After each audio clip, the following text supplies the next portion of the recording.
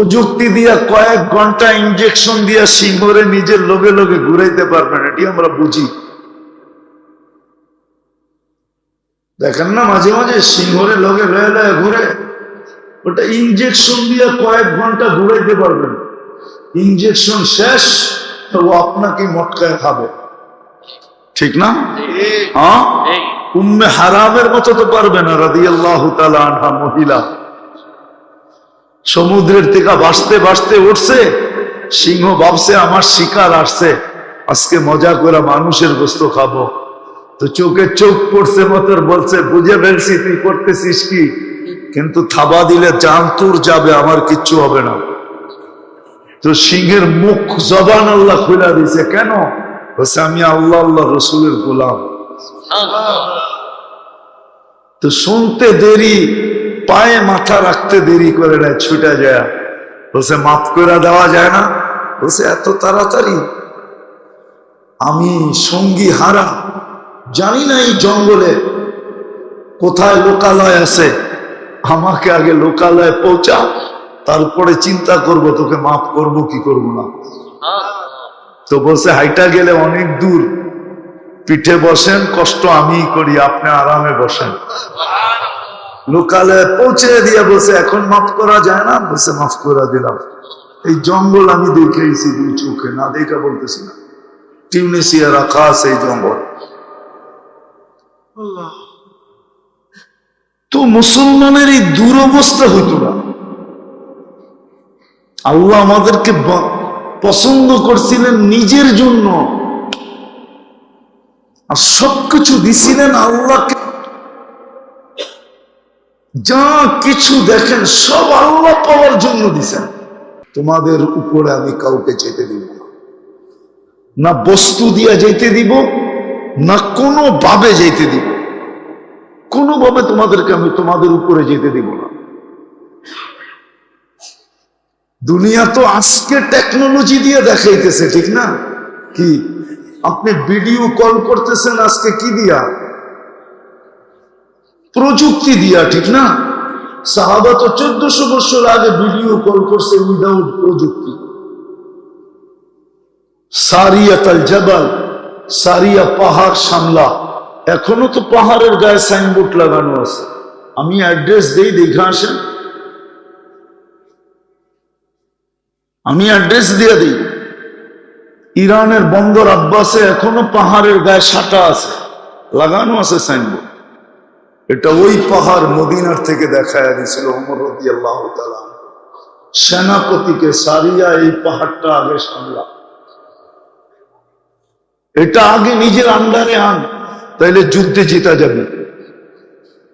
3000 kilometre দূর, কত? বন্দর আব্বাস তো মদিনা মুনাওয়ারা 3000 কিলোমিটার।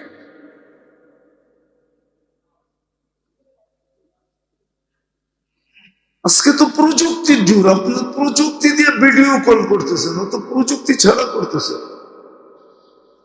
আপনি তো প্রযুক্তি দিয়ে আপনার নদী ড্রেজিং করতেছেন, ঠিক না? কি সত্য? আর উমর রাদিয়াল্লাহু তাআলা তো দরিয়া নীলকে কিয়ামত পর্যন্ত ড্রেজিং করছে একটা চিঠি দিয়া। ওতেও তো ড্রেজিং হয়েছে, ঠিক না? নয় নাই না, দরিয়া নীল এখন পানি কম দেয়। হ্যাঁ, আপনি তো না দেখা বলতেছেন, আমি তো 6 বার দেখছি, 6 বার এই পর্যন্ত টানা। 4500 কিলোমিটার লম্বা। তো প্রযুক্তি ছাড়া ড্রেজিং করে ছেড়া দিছে কিয়ামত পর্যন্ত।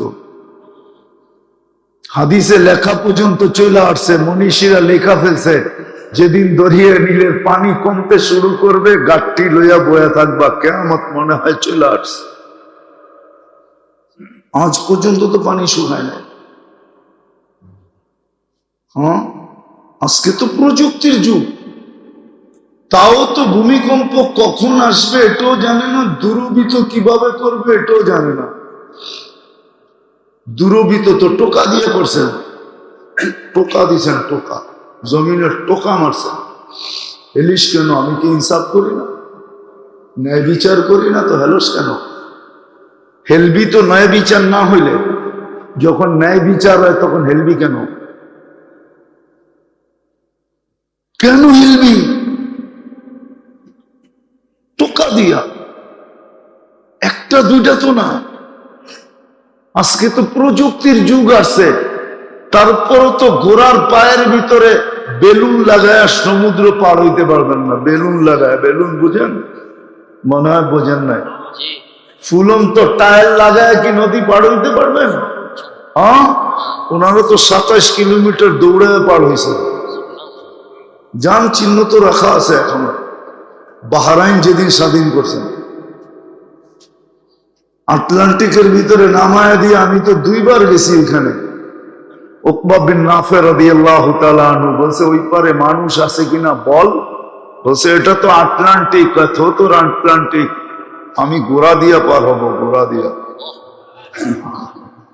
মিনার এখনো বানানো আছে 2টা, 2 দিকে। আমি কবর দেখে আসছি ওনার তিউনিসিয়ায়। বলছি, উকবা তোকে স্যালুট। খালি সালাম দিলে যথেষ্ট হবে না, সালামের সাথে তোকে স্যালুটও দেওয়া দরকার। হ্যাঁ, প্রযুক্তি তো এখনো আসছে, তারপরে তো আগুন নিবাইতে পারে না। অগ্নিগিরি তো দূরের কথা। তমিমে দারি রাদিয়াল্লাহু তাআলা আনহু তো অগ্নিগিরিকে পাহাড়ে আবদ্ধ করছেন হাতের ইশারা দিয়ে, চল পিছে। তোকে বাইরেতে বললো কে? পিছে চল। পাহাড়ে আবদ্ধ করে, পাহাড় এখনো রাখা আছে মদিনায়। জান না? চলেন আমার কাছে, দেখা দিই মনে কোন পাহাড়ে। বলছে, কিয়ামত পর্যন্ত বাহির হবি না। অথচ কবরটা ওনার ওই পাহাড়ের পদদেশে না, ওনার কবর লিবিয়ায়। লিবিয়া টিউনিসিয়ার বর্ডারে।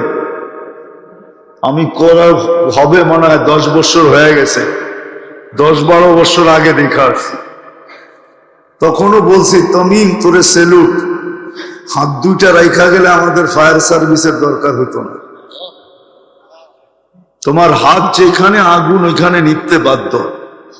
কটা দেখাবো আপনাদেরকে এরকম? কয়েকশ দেখানো যায়। পুরুষ তো পুরুষ, মহিলা পর্যন্ত। মহিলা, এখন তো প্রযুক্তির যুগ।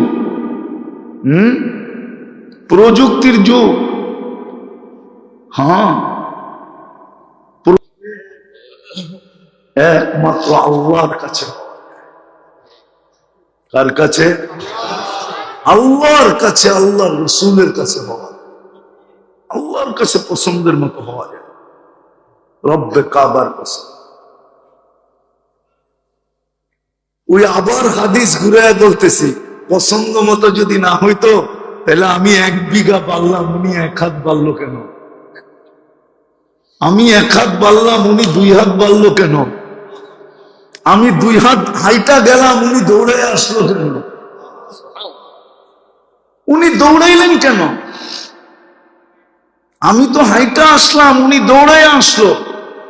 বুঝা গেল আমি ওনার কাছে পছন্দনীয়। কতটুকু, এটাই প্রমাণ দিল আর কি। এটাই প্রমাণ দিল আল্লাহর কাছে হওয়া যায়। আল্লাহ যে আমাদেরকে পছন্দ করলেন, একটু সূক্ষ্ম কথা আর কি, নিজের জন্য পছন্দ করছেন। নিজের জন্য, নিজের জন্য আমাদেরকে পছন্দ করছেন মুসলমান হিসাবে, উম্মতে মুহাম্মদী হিসাবে। প্রমাণ আমি দিতেছি যে নিজের জন্য। এটার প্রমাণ কি? তো আল্লাহ বলে, শুহাদা আলান নাস, কিয়ামতের দিন আমার পক্ষে পাশে সাক্ষী হিসাবে দাঁড়াবে। এটাই প্রমাণ করে এই উম্মতকে আল্লাহ নিজের জন্য পছন্দ করছে। তার জন্য, নিজের জন্য পছন্দ করছে। শুহাদা আলান নাস, কিয়ামতের দিন আল্লাহর পাশে, আল্লাহর পক্ষে সাক্ষী হিসাবে আমাদেরকে দাঁড় করাবে।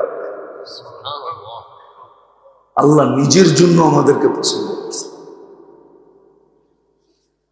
নিজের জন্য পছন্দ করছেন, শুধু শুধু পছন্দ করেন নাই। নিজের জন্য পছন্দ করছেন। এখন আসল কথা যেটা, নিজের জন্য পছন্দ করছেন,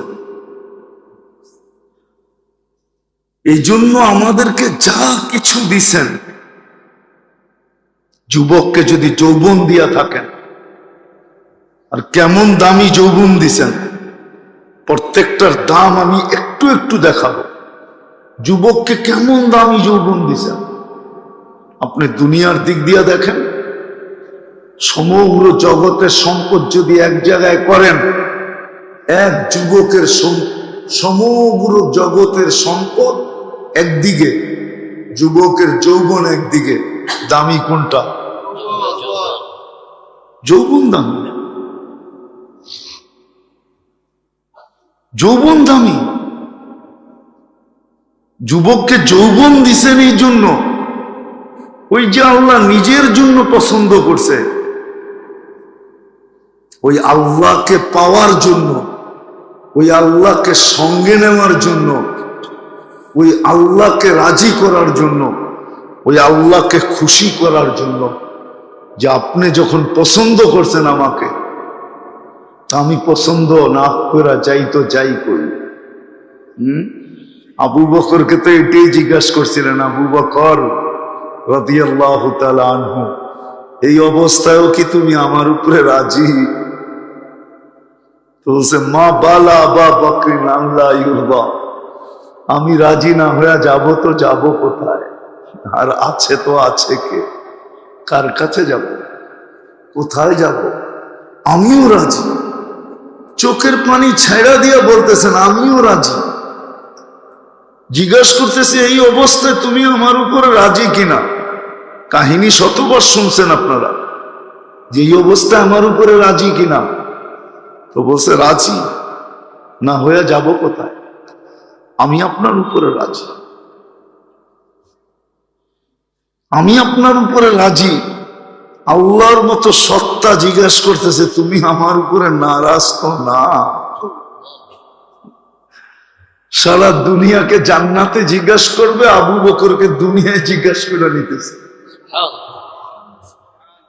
আর উনিও আল্লাহকে পাওয়ার জন্য লুটানের মতো লুটাইছেন। তো যুবককে যে যৌবন দিছেন এত দামি, ওই যে আল্লাহ পছন্দ করছেন, ওই আল্লাহকে পাওয়ার জন্য যৌবন দিছেন। পুরুষকে পুরুষত্ব দিছেন আল্লাহ পাওয়ার জন্য, নারীকে নারীত্ব দিছেন আল্লাহ পাওয়ার জন্য। রব্বে কাবার কসম, মুসলমানদের তো কিছু পাওয়ার দরকার ছিল না, আল্লাহ পাইলেই যথেষ্ট ছিল। আল্লাহ পাইলে, আজকে মুসলমান পাইছে বটে, দুনিয়া 70% সম্পদ মুসলমান পাইছে। দুনিয়া 70% সম্পদ কিন্তু মুসলমানের কাছে। জানেন এটা? না জানেন না? না মনে হয় মুন্সিগঞ্জের মানুষ জানে না। শুধু তেল না, দুনিয়া 70% সম্পদ মুসলমানের কাছে। যেটা বলবেন ওইটাই, শুধু তেল বলবেন, শুধু গ্যাস বলবেন, 70% দুনিয়ার সম্পদ পাইছে মুসলমান। কিন্তু শুধু আল্লাহ পাইলে যা পাইতো ওটা বালু পরিমাণও পায়। সম্পদ পাইছে বটে, দুনিয়ার সবচেয়ে বড় টাকা পাইছে বটে, দুনিয়ায় সংখ্যায় 200 কোটি হয়েছে বটে, দুনিয়ার সবচেয়ে নামি দামি খাওয়া খায় বটে, দুনিয়ার সবচেয়ে বেশি প্রসাধনী ব্যবহার করে বটে, কাপড় চোপড় ব্যবহার করে বটে, দুনিয়ার সমস্ত ব্র্যান্ড ব্যবহার করে বটে, দুনিয়ার সবচেয়ে বেশি ব্র্যান্ড মুসলমান ব্যবহার করে। আপনাদের বেশিরভাগ বাড়িতে কম্পিউটার আছে নাই? নাইলে তো অ্যান্ড্রয়েড সেট আছে না? নাই? হ্যাঁ আছে না? আপনি সার্চ দিয়ে দেখেন, রাডু কোম্পানিকে জিজ্ঞাসা করেন যে তোমার লাডু দুনিয়াতে সবচেয়ে বেশি বিক্রি কাদের কাছে হয়? 15-20 লাখ টাকা এক একটা গড়ি। জিজ্ঞাসা করেন লাডু কোম্পানিকে, রোলেক্সকে জিজ্ঞাসা করেন সবচেয়ে বেশি কারা ব্যবহার করে? দুনিয়ার যত দামি দামি ব্র্যান্ডের ঘড়ি আছে জিজ্ঞেস করেন কারা ব্যবহার করে? বলেন কারা ব্যবহার করে?